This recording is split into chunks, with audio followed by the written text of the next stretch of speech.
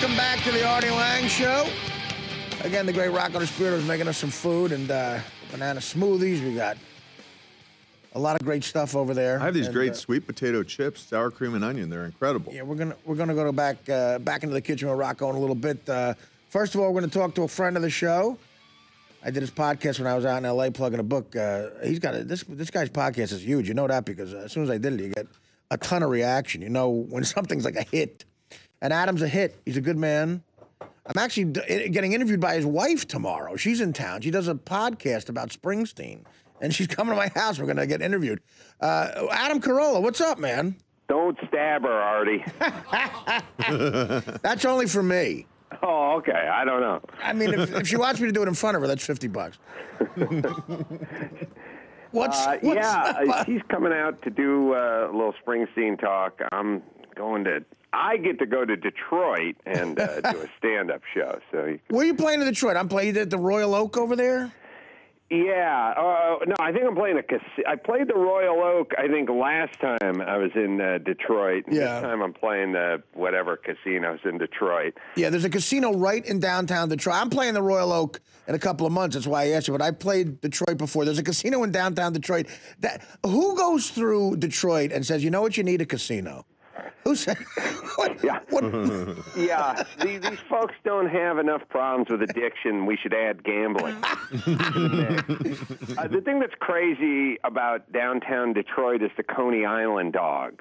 Right. They have the one. That's right. And then they have the other that's right next to each other. Right. At some point, somebody said, in 1953, you're not going to be the only guy to make a mediocre chili dog in the town of Detroit. I shall open my own Coney Dog North and open it 12 feet away and put it right next to yours. And they fight each other. Like one is called American and the other one's called like something else. They have one's a specific name. And it's called... It's basically like two overpriced toothless hookers fighting over the same corner. Well, listen, every once in a while you get some spillover business. Well, I can tell you, me and Mike August went to world-famous Coney Island Dogs the last time we were in Detroit, and Mike was not pleased. Oh, really? Yes, he turned his nose up at those chili dogs. Mike knows the real ones. Yes. Yeah, and I know exactly what you're talking about. They're right next to each other. One is called like American, the other one's it's really funny. And people grow up eating one or the other. Like your family is sort of identified by which Coney dog you like over there. Right, the Hatfield and the McCoys of hot dogs. American and Lafayette. Yeah, that's the name. American or Lafayette Coney dog. Yeah, well, I'm heading into Detroit, and Royal Oak's a great theater, by the way. You'll love it. The crowd's great and all that, and then there's Detroit. But that's where I'm going. What, so you're not coming to the game? No, I'm going actually to Detroit, and then Chicago, and then Buffalo. Nice. And then I'm flying home in time to go to Jimmy's house, where that's the real game. Yeah. Oh, that's where you're going to watch it, right? Oh, he's got a 1,000-inch television set, and it can be seen from outer space. It's smoking everything and making pizza and bringing in, like, celebrity chefs. It's going to be awesome. Now, does he still do that? I remember, he has a lot of celebrities. Like Tom Cruise went a couple of times, right, or something? Yeah, Tom Cruise was there 1 year with his mom. Could you imagine you and your mom? Like, no. To watch football and you invite your mom. I answered the door and he had cupcakes with him. He literally went, this is my mom and here's the cupcakes. Yeah. And I was like, well, nothing says NFL Sunday like your mom and cupcakes. Well, he's the size of a fourth grader. So it doesn't you had a real funny joke once. Bill Maher was still doing Politically Incorrect, and he was covering the Oscars, and you were like a correspondent. I remember this joke. It was when Haley Joel Osment was still a kid. It was The Sixth Sense was a big movie. Sure. And your joke was Haley Joel Osment arrived here with his mother, and I'm thinking gay.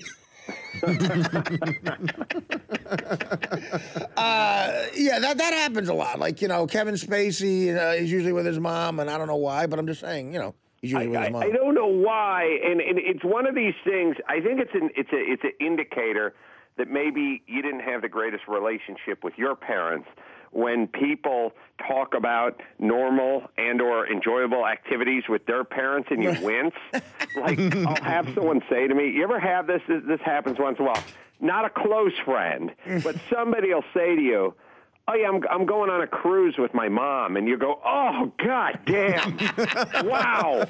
Man, that's rough. Yeah, no. Christ. And then the guy stops and goes, no, I planned it. Oh. Oh. Wow, what happened? That is so true. What happened? Yeah. And then they go, I like my mom. Right. And you go, oh, gee, come on, get the hell out of here. What's going on? Yeah, but and then you realize, oh, no, he's just raised by somebody who he likes. Yeah, but how often does that happen? I mean, even if you like your parents, there's some things you just don't do with them. I mean, a cruise is one thing. I guess if you wince at a cruise, maybe you were a little dysfunctional. I guess a cruise is something you do with your mom, maybe. But, yeah, I know what you're talking about. But no, just like they'll do that thing where it's like, my dad and I hiked the John Muir Trail for 3 weeks. It was awesome. I'll go, what? You did what? Yeah. Yeah, me and my dad. We did the whole John Muir Trail. That's all 386 miles. We took 2 weeks off. You're like, what? I think if you do the John Muir Trail with anybody, you're a weirdo. Yeah, well, at some point, at the halfway point, you're going to have sex with them, dad or not. I don't care. Now, do you still have both your parents? Are they both still with us? Yeah, sadly, they're both still here. Did you have a bad? Well, I read your book and I you had a very weird upbringing, right? I mean, a lot of people around. I had a kind of a non-upbringing. I was free range. I just kind of did my own thing. Kind of took care of myself. Went to my friend's house, ate dinner. I hung out at my friends' houses mainly. You were like a street guy or something. It just kind of. My parents were kind of laissez-faire. They weren't bad people. They just kind of had their own problems, and they focused on them.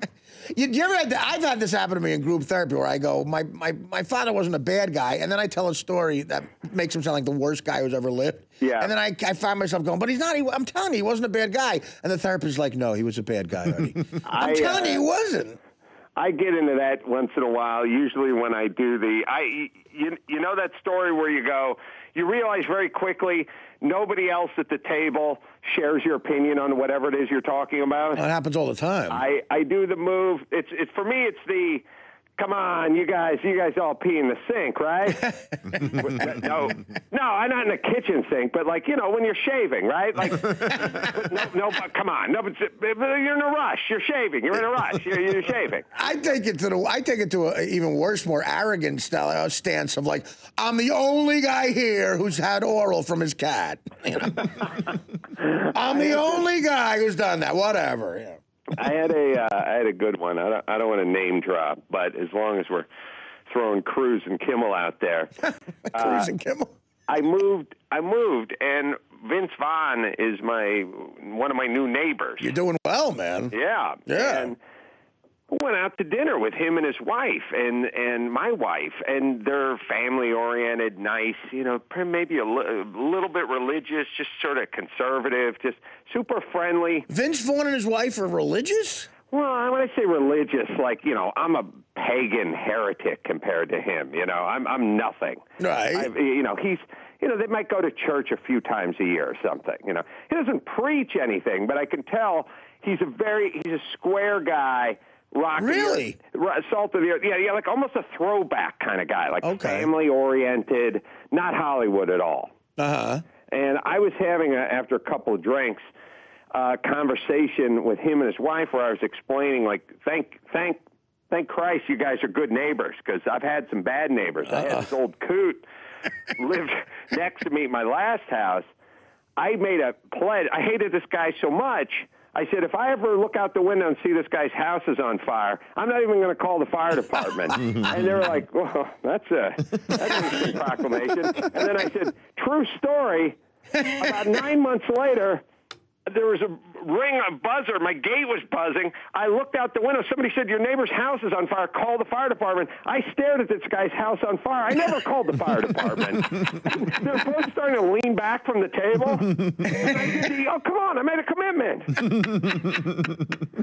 Well, you know, Artie, because your guy likes to do a lot of talking, too, you can get halfway down the talking trail with somebody Exactly. and read their body language. Right. I started to realize him and his wife thought I was a maniac. And by the way, don't ever get in a run-in with me because I'm not calling the fire department. Yeah.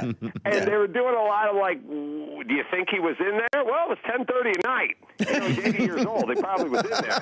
And you didn't call the fire department. No, I made a promise to myself. Well, I think that shows some integrity. You didn't go back on something. Integrity, hero. I don't throw hero around lightly, Artie. You know that. Well, quite frankly, in your defense, how long can you talk about the movie The Breakup and how good it was? I mean, that's right. I mean, so is that weird having a famous guy like that next door to you, like being in the same business technically? I don't know. Ask Vince. I would think Vince Vaughn was a bit of a wild man. Like that sounds odd to me that he's like you're the crazy guy. It's weird. No, super nice guy. Super, like I said, just family oriented, friendly as hell. Easy going. His wife's great. Like just really, really down to earth and nice. But it's weird to hear his voice coming over the wall when he's playing with his kid in his backyard because it's like there's a movie going on next door. Old School's playing next. They're shooting next Old door, School too. Know? Well, you know, if we ever see Vince Vaughn's house burns down, we know what happened. Well, I didn't light the guy's house on fire. I simply did nothing. Right. So is that a crime? Don't look at me as a Nazi. Look at me as a, unsympathetic Catholic who happened to be living in, Poland at the time, who didn't feel like harboring any Jews. Is it a crime to do that? To do nothing? All I did was shut the curtains and go back to bed. Is that a crime? I'm trying to think. Probably not. I guess I got to meet the guy. Well, the real problem was I hated this old man who lived next to me so much that I literally threw my hands up to the heavens and I said, I swear to Christ, if this guy's house catches on fire, I'm not calling the fire department. And I heard at 10:30 at night, I was doing mornings. Yeah. And I heard, you don't realize, a fire is loud. It crackles and pops and all the dried trees and brush and stuff. Like, made a lot of noise. And so I heard it, and I got up and I was looking out the window, and I was like, good God, I think this guy's house is on fire. And then somebody rang my gate and yelled, call the fire department, which is something I never factored in to my equation of watching the old man burn down in his house, that there would be a witness telling me to call the fire department. You didn't throw in that the guy was also elderly. That's nice. Oh, he's elderly. So, But now, what ended up happening was win-win. It was the palm tree in front of his house was on fire, and the fire truck pulled up before I could call 911. Right. Oh, good. So I was a little bit buzzed and couldn't do the math on his address.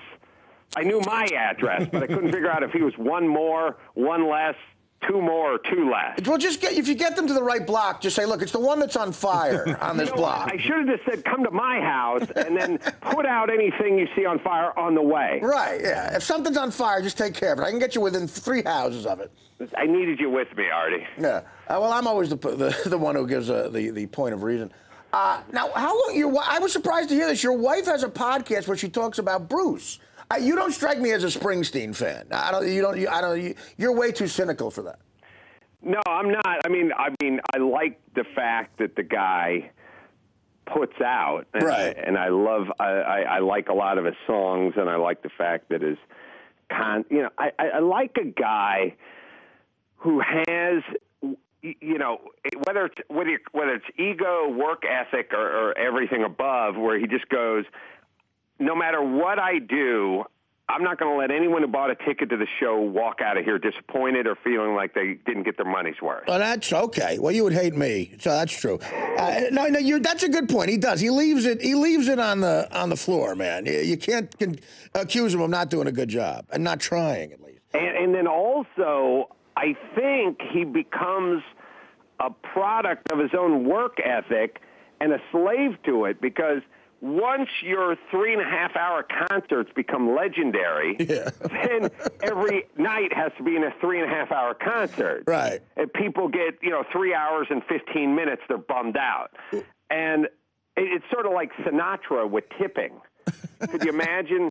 Yeah, this guy would get, a $22 cab fare and only have a $20 tip for the guy. Yeah. And the guy would be bummed out. They didn't get 100. It's very disappointing. Well, Colin Quinn has a great joke. He says, how does Springsteen call himself a fan of the working man when he does a 4-hour concert on Tuesday night? You got a guy in the electrical union who falls asleep and kills himself because Bruce did a 30-minute version of Rosalita the night before.